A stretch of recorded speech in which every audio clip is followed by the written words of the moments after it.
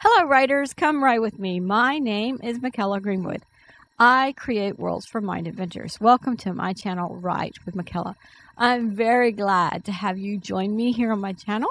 So don't forget to like and subscribe and hit the bell so you can go on this journey with me. Before we start today, my plan is to add a day to the channel. It will be like a book club day. The first book will be 1984 by George Orwell. This is the edition that I am reading. It's Signet Classics. Now, I will not read the book on the channel. I'm not going to sit here and read to you the book on the channel, but I will discuss each chapter.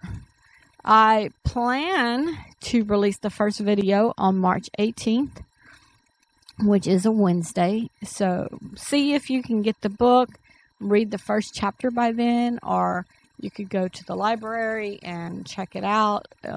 It's an old book, so you probably have no trouble checking it out if you need to check it out from the library. I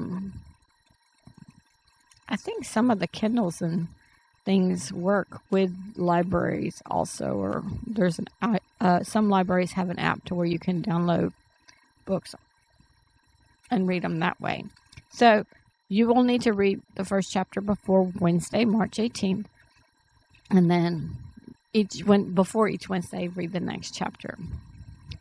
So today we are going to discuss a few terms or ideas, and then we will add to your cave stories.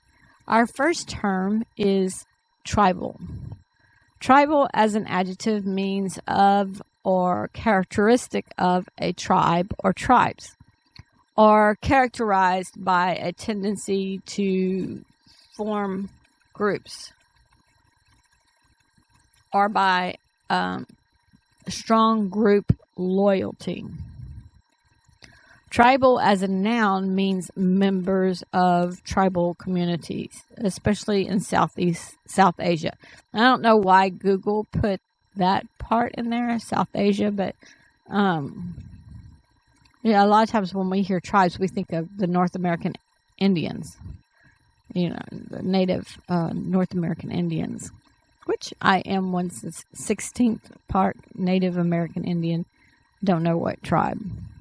I think it started with an A. My dad told me at one time, but I don't remember.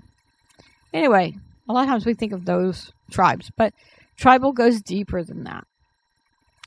So, if you're thinking, I'm not writing stories about cowboys and Indians, I don't need this term.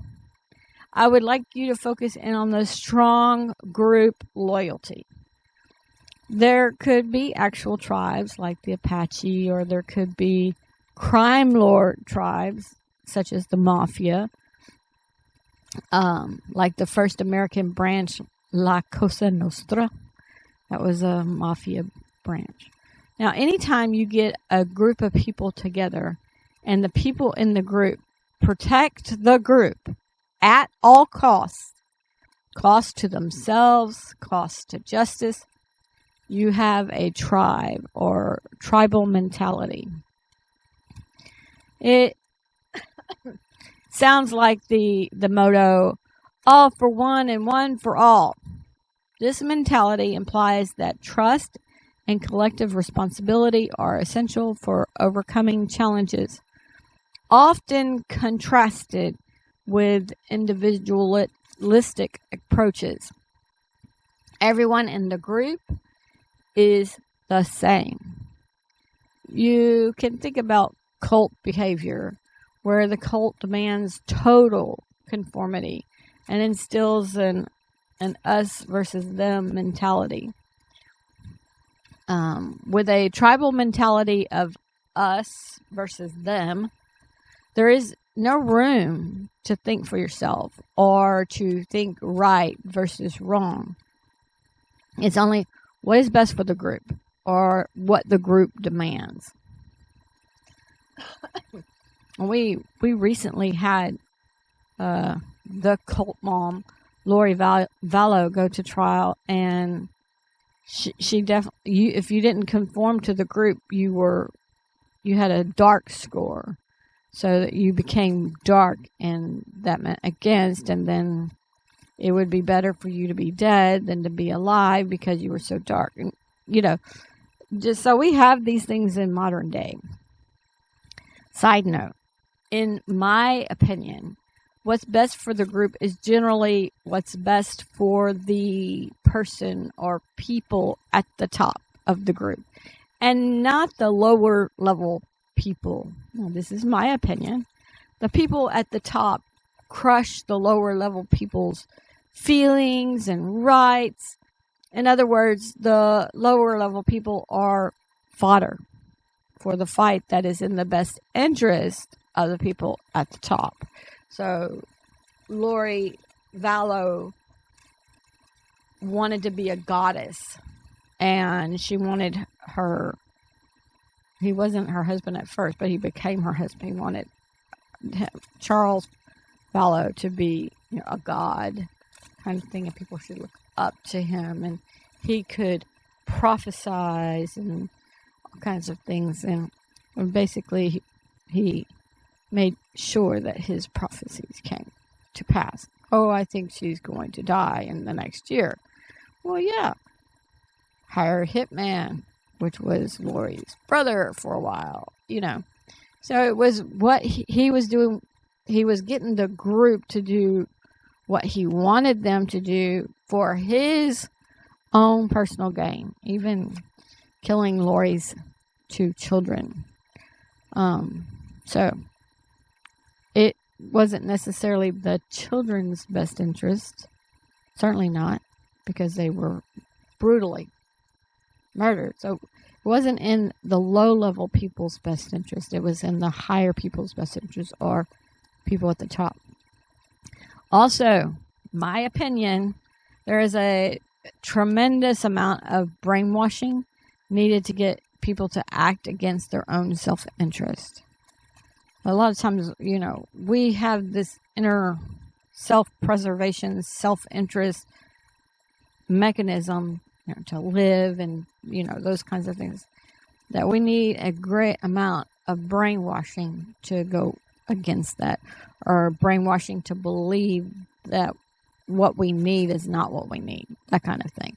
So those are my opinions. I'm not a psychologist, just my opinion. So how can we use this in our stories? Any type of situation that needs groupthink to gather people to a side can produce a tribal mentality for that side.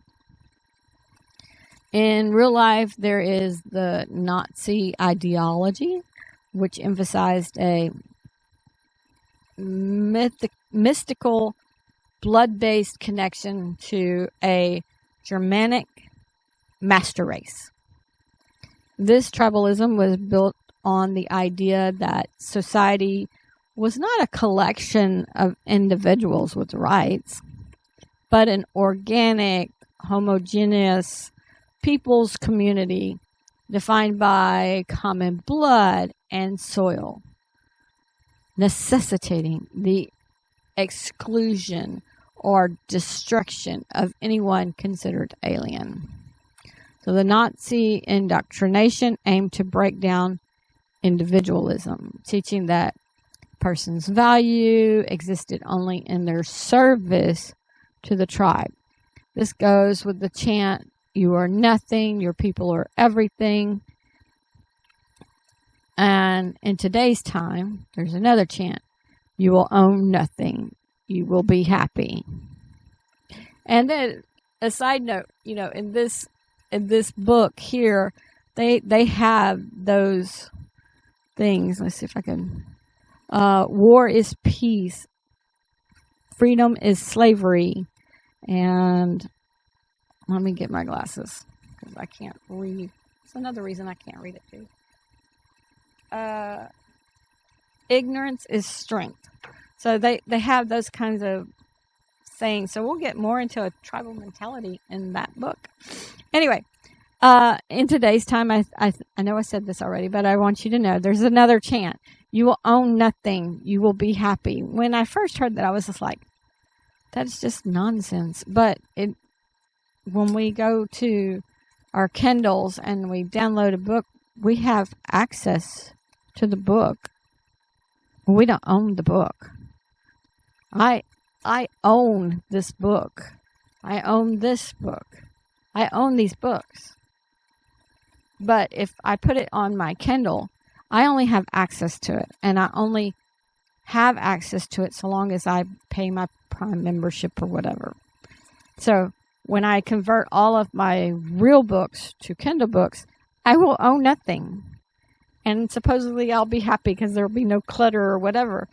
You can frame it in different ways, but that's what's going back. That's what's going around today. We have all these movie subscriptions and book subscriptions and, that kind of thing. Now let's loop back. Tribalism is a sense that the individual means absolutely nothing. There can be no heroes, and the tribe means everything. There is no self. When writing, we often have different characters and different perspectives. And if you had some characters with a tribal mentality, they would all think the same or sound like they think the same because of chants and sayings they hear over and over again.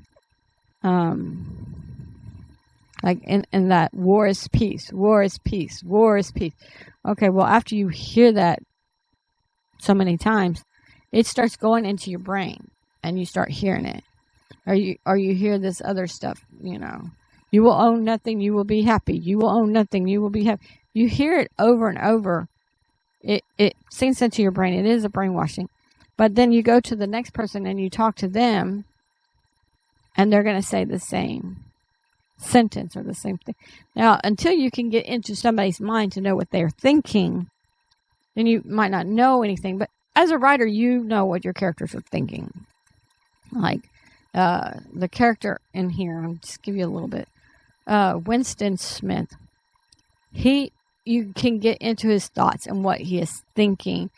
Even as he's reading all these things and he's hearing these things, you can see what he's thinking. But if you have a character in a story and they go talk to this person that has the tribal mentality and they hear this and they go talk to that person as a tribal, they're going to hear the same thing from character to character. So, and they keep talking to people. So they'll keep hearing it until they believe that is true. Till they believe that they don't matter and only the group does. Now, everyone in the tribe will answer questions almost exactly the same, or with the same mantra, or the group think. Now, in my opinion, the leader of the tribe does not believe that. Everything he or she does for the tribe is actually for himself or herself. But the leader must brainwash the rest of the tribe so they don't question anything. And there's another book, I think it's by George Orwell as well, Animal Farm. And, they were brainwashed. They were all equal. No one was above each other, but the pigs were more equal, and the pigs got to sleep in the house and stuff like that. So we might read that also on the channel, or book club it. Not read it, but book club it. And but I've got 1984 and then Lord of the Flies, so we'll see if we get to that. Now, if we were writing about cowboys and Indians, then tribes and tribal mentality helped survival, at least to a point. Fighting and invading, tribal, for example. But not everyone was chief. I think that's what we don't see when the higher level person brainwashes the lower level people. The lower level people don't see that the highest level person is self-anointed chief. Now, to be fair to the Indians, with the Indians, it is my understanding that the best fighter was chief, or the one who killed the most game, or whatever. The one that benefited the tribe the most, the one that had the most wisdom and the most game and stuff like that. That one was the chief. And he could lose place if he didn't keep up his skills. So I don't believe that the chief was self-anointed. Survival for the Indians depended on skills.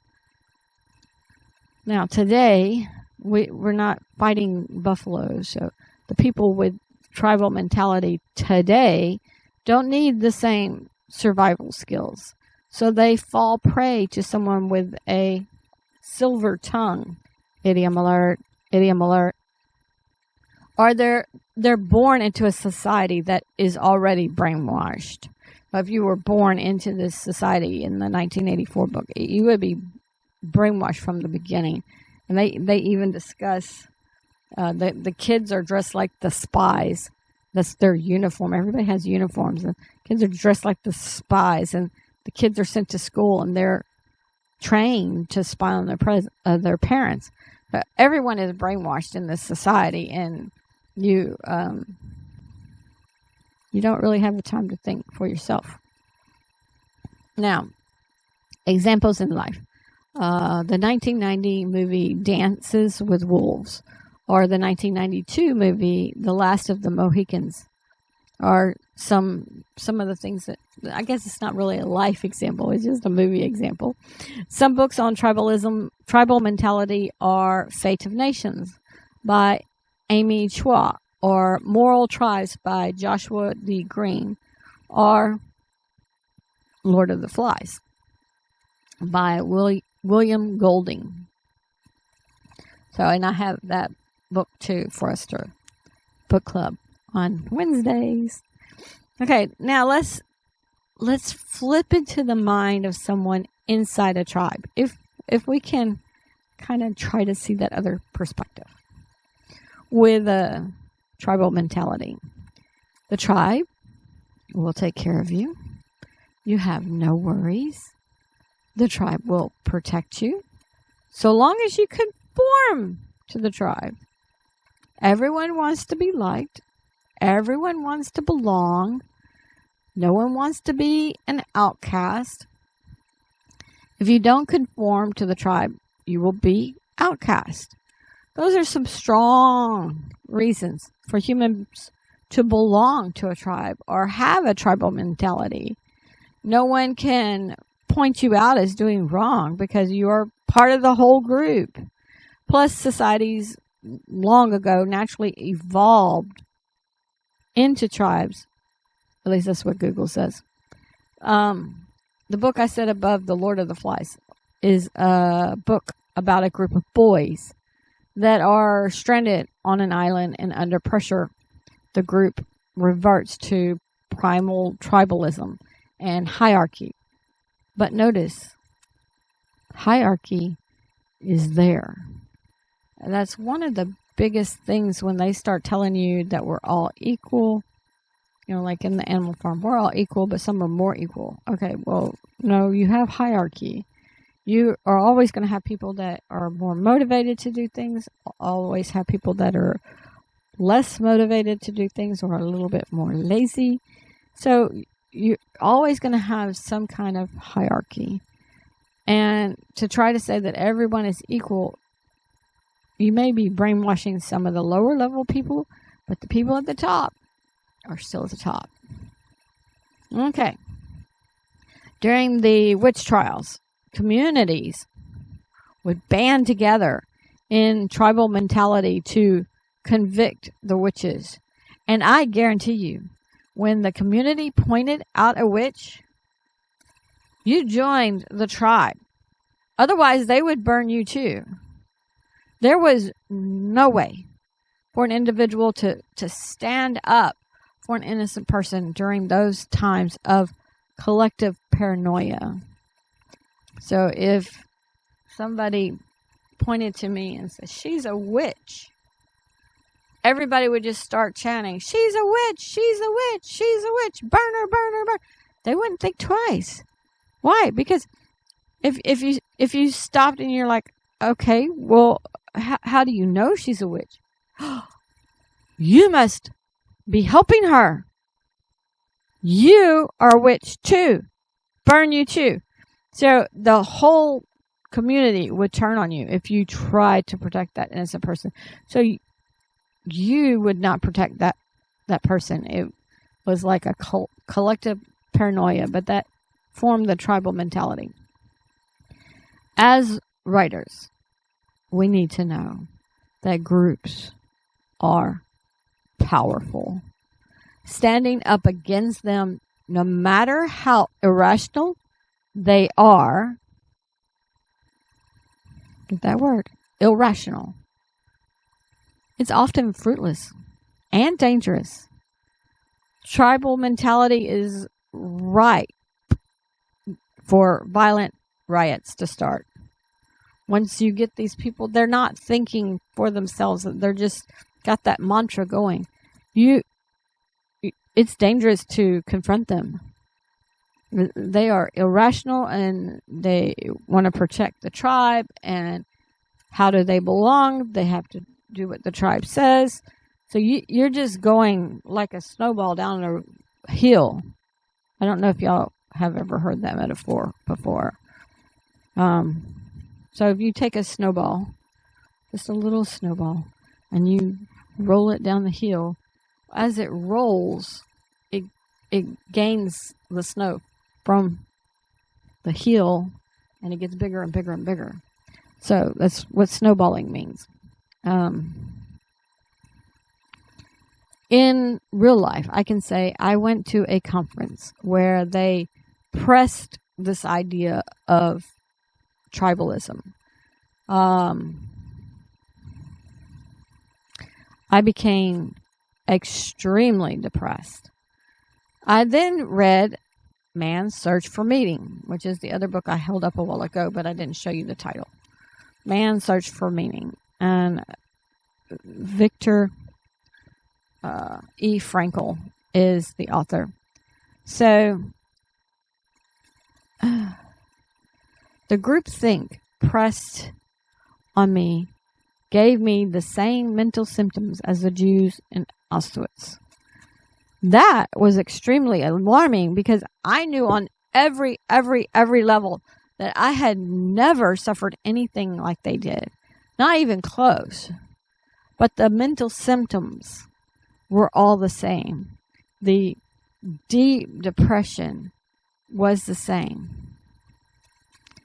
The big difference, I could leave the group. And it really had to fight to leave the group. The group highly pressured me to sign up for the next conference. That's how they made their money. They get you to sign up for the conference and you pay these extraordinary fees. But I had read this, thankfully. And I don't even have my bookmark in it anymore. I don't think I read the whole thing. I read, because Frankl was a psychologist. And he was in Auschwitz. And so he was helping people to find a reason to go on. And I didn't get the book because I thought that was the purpose. I was searching for meaning for my life. Anyway, I was pressured to stay, but I didn't. I stood my ground. I had read the book. I knew that I was not in a good place, and so I didn't sign up. Still, it took several years to get out from under the depression the group caused. It was just that stark. The Jews in Auschwitz couldn't leave. And some of them never got out from under the emotional harm of that. If you haven't read that book, it's a good read. And it tells the damage of groupthink for those in and outside the group. Dr. Frankel, like I said, was a psychologist or psychiatrist. I'm not sure which one. And he was a prisoner in Auschwitz. But he had already had his college, so he could kind of step back and look at the people. And he had great insight on what was happening inside the minds of those in prison there. And then a lot of times what he told the prisoner, you have to stay alive for your wife or your daughter or your son or whatever. You know, get to know them and say, okay, you have to stay strong. You have to stay alive. So they would push themselves and stay strong. But then when they got out, so that's the part I didn't actually finish. They got out, and say it was Jim, and he was, trying to stay alive for Mary, his wife, or whatever. And he gets out, and he finds out that Mary had passed like several years ago. Then his whole purpose at that point dissolved. So then Dr. Frankel had to find a new purpose, or help the person find a new purpose at that point. So I didn't get through that part of it, but it's a good read.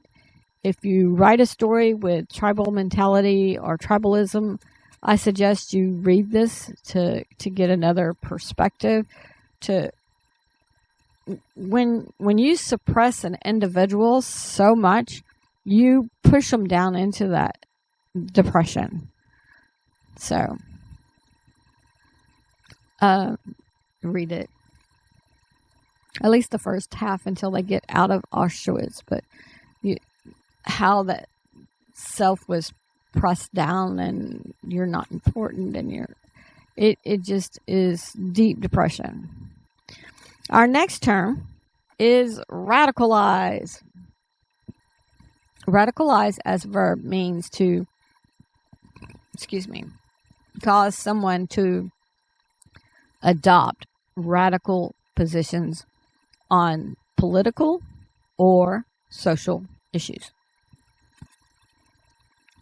Radicalization is the word commonly used to describe the mental process the person is going through as they get drawn down a dangerous path. If someone is becoming radicalized, it means they are displaying extreme views in support of extreme ideologies or beliefs, terrorist groups, and activities. A few weeks ago, we listened to a chapter about the Lion Man in Princess of Norwin and Steigergard. And at the end, I asked you to put yourself in the Lion Man's place.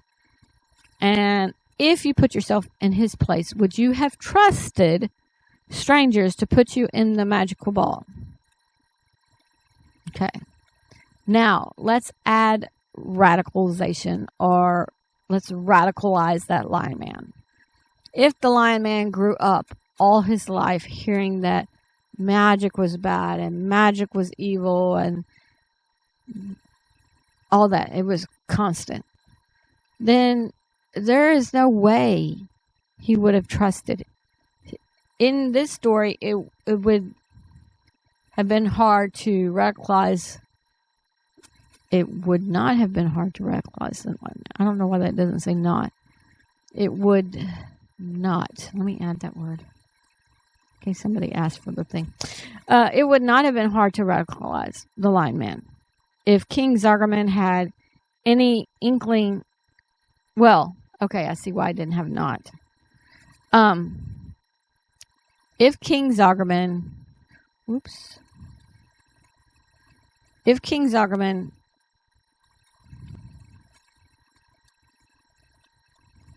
I'm sorry. I lost my place. Okay.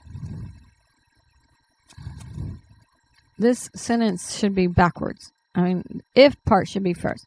If King Zargaman had any inkling of using dark magic later, it would have been hard to radicalize the Lion Man. Because if he hated all magic and then you start using dark magic, that's kind of going against it. So that sentence needs to be reordered. If King Zargaman didn't think he would be using dark magic later, then he could have easily radicalized the Lion Man. And now, this is true for the villagers in Tahia.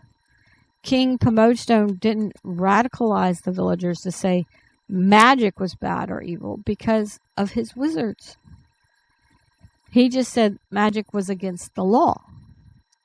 If I had radicalized the Lion Man, or as the writer, if I had radicalized the Lion Man or the villagers, then the plot would be different. If King Zargaman had told his creations that magic was bad, then he would have just told the Lion Man that he caught the mother using magic. Think about that. The Lion Man is upset because King Zargaman left the mother to die. But if he confronted King Zargaman about it, King Zargaman could have just said, "Oh, I caught your mother using magic. I had to leave her because she was..." And if he had been radicalized, he would have bought that story, hook, line, and sinker. Idiom alert, idiom alert. In other words, he didn't abandon the mother, and the Lion Man would have believed him. If King Pomodestone had told the villagers how evil magic was, then would the mother have told the children that Mr. Dwandalus was evil and he used magic? Instead of telling the children that animals couldn't talk. Right? She would have said something different to the children. If she had been radicalized that magic was evil, she would have said, "Oh, he's evil, he uses magic, stay away from him." Or the village would have violently thrown Mr. Dwandalus out of the village. They didn't do that. So the radicalization was not there in either of those stories. If Mr. Dwandals wasn't in the village, then Tahia wouldn't have been curious and gone to the special area or the meeting, and the story would have stalled. Actually, there probably is a way around that because she talked to the animals, but she may not have been as curious as when she heard it from Mr. Dwandalus. She might have just like, okay, if I get there, I'll get there. But because Mr. Dwandalus was saying it and the animals said it, she decided to check it out. In real life, you have people like Adolf Hitler, who played a central role in radicalizing the Nazi Party. Both Mao Zedong and Joseph Stalin initiated radically transformative and often violent campaigns to reshape their respective societies. All three of these had phrases. Some translated phrases of Hitler are "one people, one realm, one leader," or "blood and soil," and that goes back to the Germanic and the "we live here" kind of thing. These phrases were for racial purity and the need for living place or space. For Mao, some phrases were "political power grows out of the barrel of a gun." It's a long one, so I'm sure that it wasn't as easy for people to say. Political power grows out of the barrel of a gun. The next one, though, is serve the people, serve the people. And then the other one is revolution is not a dinner party. So, in my knowledge, I think the phrases need to be short to be repeated often. These phrases focused on revolutionary struggle and ideological remolding. For Stalin, some phrases were "death is the solution to all problems." "No man, no problem." Okay. "A single death is a tragedy. A million deaths is a statistic." This is still Stalin. "Life has improved, comrades. Life has become more joyous." I see all kinds of mistakes in here, but these phrases focused on a rapid industrialization, loyalty, and eliminating opponents. Now, in today's time, you should listen to Yeonmi Park. And she tells us that the North Korean regime utilizes specific, highly repetitive sayings and language and language manipulation from early childhood to brainwash, radicalize, and maintain control over its citizens. That's the thing, is they want control. Some sayings in North Korea are American bastards. Kim is a god. No greater happiness. She's amazing to listen to. And they were told how good they had it and stuff like that. But then she can talk to you about, she's now living here in the United States, and she has a husband and a son, and she gets up in the morning and she can go to the refrigerator and it has food in the refrigerator. And that was not a thing in North Korea. And if I tell it, I'm not going to do it justice, because she has the feeling with it. She has been there. You can feel it. When she says it, you can feel it. So, and that's today. Now, a book that radicalizes characters is The Grapes of Wrath by John Steinbeck. In this book, it portrays the shift from individual survival to collective action. As writers, to radicalize our characters, we can start with before and cover the brainwashing or the radicalization of our characters, or we can start after and just put in a phrase that many characters repeat, like in the 1984 that we're going to read. This is not starting before. It's starting in the middle of it. And so I'm getting the phrases, to all these war is peace and those kinds of things. And it's just like, you're already in it. So the first chapter was kind of hard because you're kind of pushing back against it. I did. I was like, pushing back against it. But we as writers have choices where we want to start. If you want to show the radicalization of a people, you can start before and then start incorporating this and getting this group to be bigger and bigger to where it's unstoppable for these people to be radicalized. Or you can start after and have the characters repeat phrases. Like in the examples I gave from my stories, they could repeat phrases like magic is evil, herbs are poison, or whatever. King is God, King Pomodestone is God. What have you. That you can put those phrases in your stories very easily. The common people would automatically recite these phrases without thought or discernment. And that's the thing. You don't want thought. You don't want discernment. You want people to just automatically say it, automatically believe it. So, you can... Oh, I have a side story. My youngest daughter, her older sisters, I had one that was doing the mathematics, multiplication, division, that kind of thing. So they were going around the house, 5 times 5 is 25.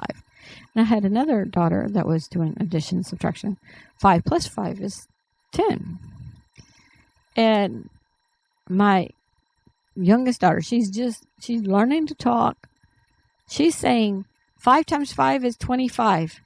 And I'm just like, because I was a math teacher and I knew that you needed to learn addition, subtraction before multiplication, division. But she's learning fast facts. She's learning them all at the same time. She didn't know how to do 5 times 5 is 25. She didn't know. She just recited it. And it worked out she never had to really memorize fast facts because she had them down. But she didn't have to discern anything. She didn't have to know the process, the mathematical process. It didn't take her any thought or any discernment. She just knew her facts because she was hearing that from her sisters.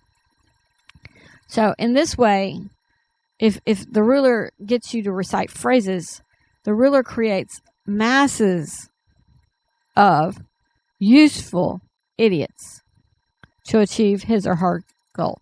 Now, in my daughter's example, it actually worked out better for her because those statements were true. 5 plus 5 is 10, and 5 times 5 is 25. So she had those things, and they were right. But if you have a statement that is not right, like war is peace, well, that's war is peace, war is peace, you don't have any way to think about that or discern that. So you become a useful idiot, or your characters become useful idiots. Useful idiots are needed for the main person to achieve his or her goal. And in real life, many of these useful idiots are sheep sent to slaughter. After the dictator or tyrant accomplished his or her goal of control, they just slaughter the sheep. In this setting, the protagonist side or the hero side will have an uphill battle, and many innocent or useful idiots can receive harm or death, as the dictator or tyrant is purposely using these people as his or her shield against the hero, and they're hiding behind the people because these people will come out to defend. They've been radicalized. They defend the tribe. So, leave a comment on if you've read The Grapes of Wrath, or if you've heard Yunomi Park speak, or have read her book. Also, leave a comment on if you have a radicalizing phrase in your story or stories and what they are. Magic is evil. Herbs are poison. You know, we have things that we could just stick in. So, but then it would permeate your story, right? We did that word the other day, or we had that as a synonym. That brings us to your cave stories. First, remember that all works shared on the channel are copyright protected, so there is no worry. Share your works by sending writewithmykela@gmail.com, no spaces.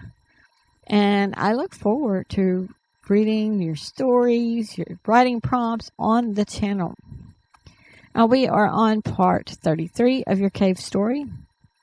We started working on this story in season 1, episode 25. I think we could probably have a saying in this story, too, of something about, Maldrake is doing all these animals, so science is good, or conversion is strength, or you could think of it and you could put it in there. Now, I listed all the rest of the episodes in the description below.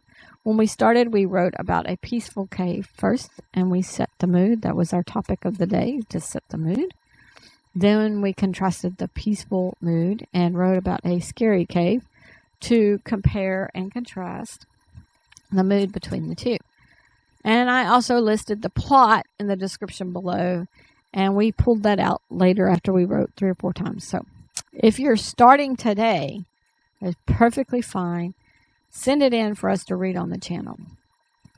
To continue your writing on this, ask a question and write a scene to answer it.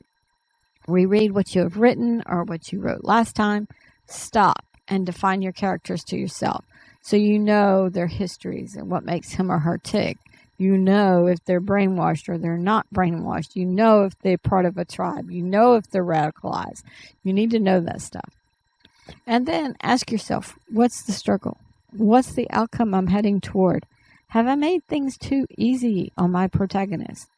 Remember, the most important thing is to have fun with your writing. If you don't like your story, edit it. Take out what you don't like. Enhance the parts you do. See if you can create an intriguing protagonist with an active goal or problem and some high stakes. And a ticking clock. Need something moving the story. You don't need to be just languishly going along or lose your audience. You need all of those things to create a good story, along with interrelated events that build to a climax. Pause the video. Add to your cave story or your story that started with a cave. And come back and I will read what I added.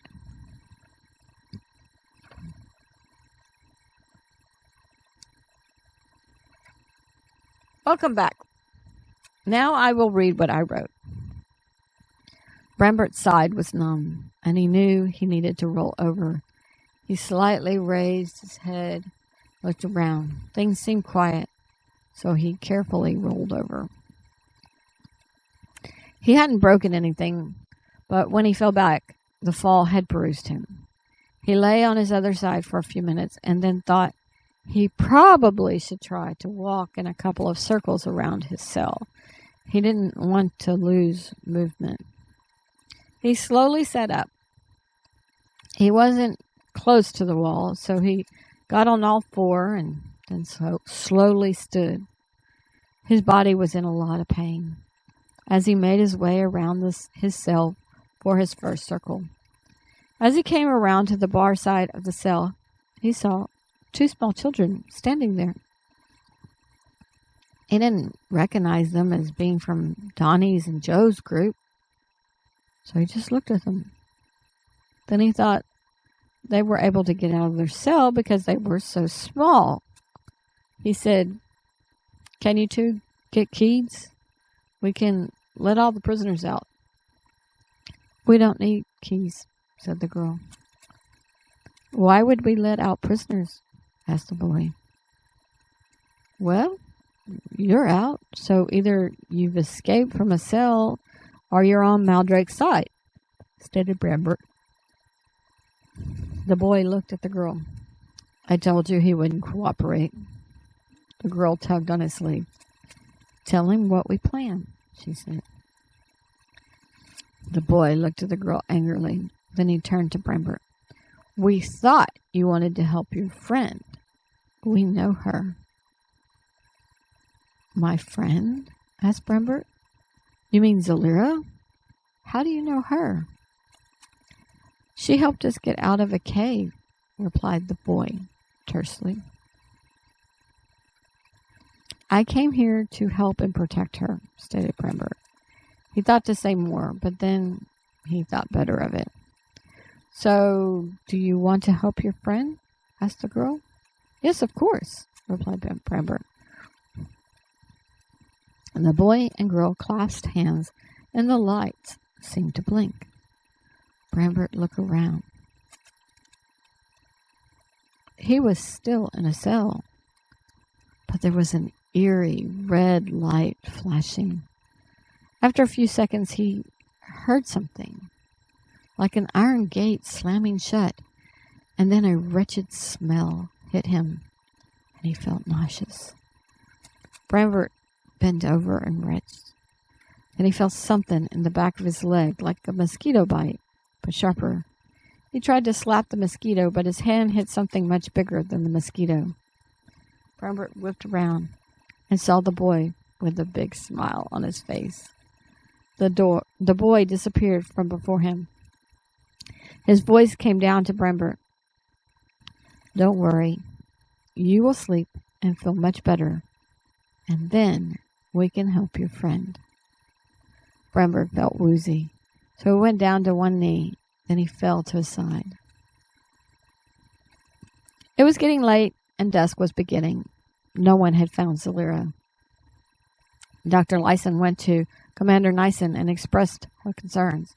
He asked if she meditated.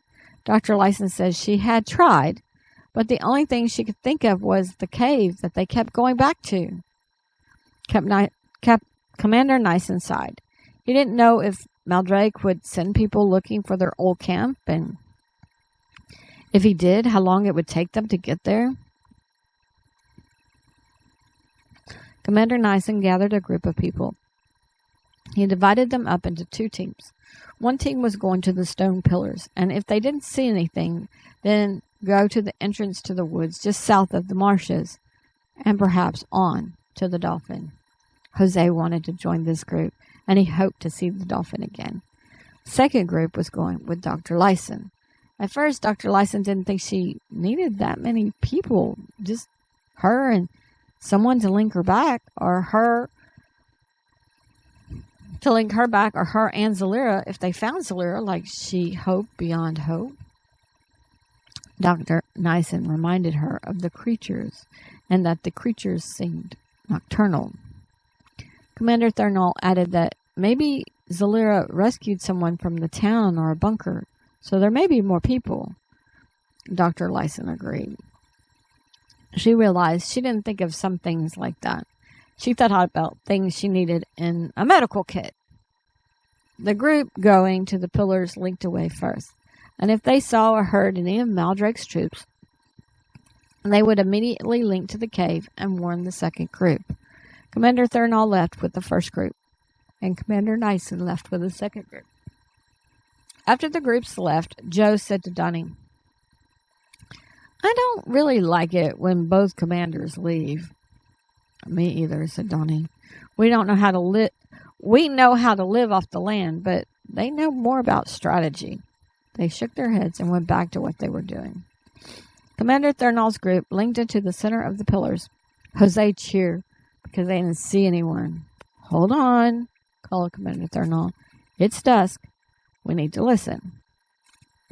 And then he turned to a couple of others and asked if they had been able to bring the radios. They were successful and turned them on. The radios still had a lot of battery. The 2 slowly turned the dial to change channels. One was going up and the other down. Jose asked, "What if I just link to the entrance on this side of the woods?" Commander Thurnall nodded. Jose linked away. Commander Thurnall briefly looked at the 2 working the radios. Then he looked to see if he could make Jose out. Jose touched him on the shoulder. "Hey, boss." Commander Thurnall jumped around.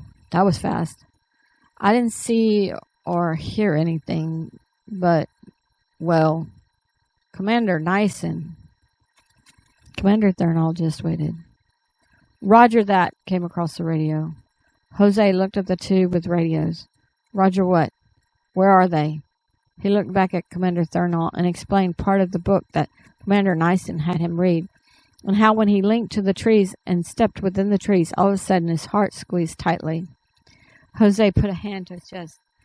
"Maybe I'm having a heart attack or something." He looked to the 2 with the radios, but nothing else came through. Commander Nyson surmised that they may not know exactly where Maldrake's men were, but they were within radio distance, and that was too close. Someone in the group wondered if perhaps Maldrake's soldiers might be past them already. No one knew, so they were just going to link back to the cave. Jose went to the pillars at the north of the circle. He said quietly, "Maybe next time I can visit you." He turned and joined the circle. Commander Nyson instructed his group to link just outside the cave. They were going to make sure no octopus creature or boar creature or whatever else was in the first chamber. His group linked to just outside, and they quickly spread out along the mouth of the cave to either side. Commander Nyson had a flashlight attached to his gun barrel, and he leaned in and pointed the flashlight. He shone it around. He didn't see or sense anything, so he and Grant swung into the cave, both pointing their guns. Grant saw Zalira, and he quickly holstered his weapon. Campton whispered to Commander Nyson that the creatures had come out of the left tunnel and the bats out of the right tunnel. As Campton said that, they could hear bats flying out overhead and out of the cave. Commander Nyson was not worried about the bats, so he just moved closer to the tunnel on the left with Campton beside him. Dr. Lyson was looking at Zalira and taking her pulse and blood pressure. Grant had noticed the large crate, and he shone his flashlight on it. He saw the packing labels. He made a low whistle. The other group linked into the center of the cave. "What was that noise?" whispered Jose as he spun around. "Easy," said Commander Thurnall. "I think that's our people." Dr. Lyson looked up. "I'm not sure we should move Zalira. I haven't figured out what is wrong with her."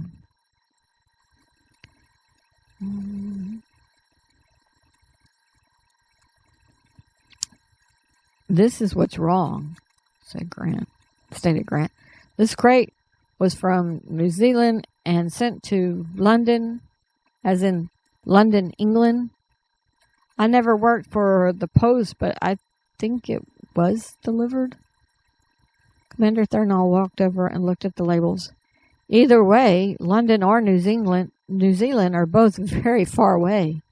He tapped someone and motioned for them to get Commander Nyson and Campton. He told Dr. Lyson that he understood about not moving people, but they were linking, so we wouldn't be disturbing the body too much. Commander Nyson overheard. "Well, from what I understand, Einstein proved the old ways work because of his formula to convert mass to energy and back. So we are manipulating her body. But if your group is here, then we should probably link back to camp." Dr. Lyson glanced at Grant and processed what he said about New Zealand and London. She consented to link back to their camp and then check out Zalira. Okay, writers, that's what I'm adding today. That was a little over 1,500 words, which, if we're talking about my goal, that would cover 3 days. And that's not counting what I wrote for the vocabulary words that I added to it too. Now, I will say the first draft didn't have my characters take a sample from the beast from the cave. I went back to read that part. And I'm not sure if I will add that. But it would be easy to do. I think I'd have to adjust some wording about when they took the sample from the spider. But that would be easy as well. So when you're reading things and you're reading your story, sometimes you come back to a place, like a creature or something. What's it doing? Did we get a sample? Did we not? You go back and read your stuff in Google. I mean, not Google. Word is really good because you can do Control Find. And you can, type in a word like sample, and it'll show you all the times that you put sample in there. And then you can go specifically to the places you want to read. So I have not taken a sample of the beast that was in the cave Zalira fell in the first place, but I could add that. Now, leave a comment on if you forgot about the children or gnomes that Zalira met in the beginning. Leave a comment on if you think the children just put Brambert to sleep or something. Leave a comment on Jose wanting to see the dolphin, or how Joe and Donnie felt about both commanders leaving at the same time. Okay, so those are 2 comments. Jose wants to see the dolphins, but Joe and Donnie, they've lived in the mountains, they've lived off the land, they've been part of their own group, but now that they're running and stuff, they have these 2 commanders. So leave a comment on how they feel about the commanders, if you think that that's a little bit off because they've been depending on each other and their group, or do you think with them being in an area they don't know and all this new stuff that's par for course. Writing is so much fun. You can go anywhere. You can do anything.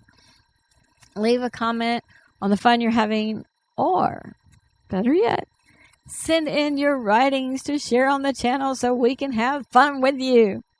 Send what you just wrote for me to read on the channel at writewithmykela@gmail.com. I would love to know what you found in your caves, outside your caves, if you got out of your caves, how you got out of your caves, all that stuff. Join me Friday for Chapter 36 of Princess of Norwin and Stuggergard. Join me Tuesday for some jargon and Part 26 of A Down Soldier. Visit my website by Mykela, read some character bios, And send your unpolished writings and chapters to writewithmykela@gmail.com. Leave comments on your favorite characters. I'm still accepting chapters from any of the shared plots. And one of the best ways, side trip, one of the best ways to find mistakes sometimes is to read it. Because, like, as I'm reading to y'all, you know, I've written the script, I've reread the script, I feel like I'm prepared. When I read it out loud, then my brain processes it a little different. So you can catch more mistakes when you read it out loud like that. Now, if you hit the like and the subscribe and the bell, then we will continue to write together, and other people will have a higher chance finding this video and this channel, since your likes will push the video out to a greater audience. Thank you for joining me today. I really appreciate your participation. If you know someone who would like this video, please share it with them. This is Mykela with Write with Mykela. Bye for now.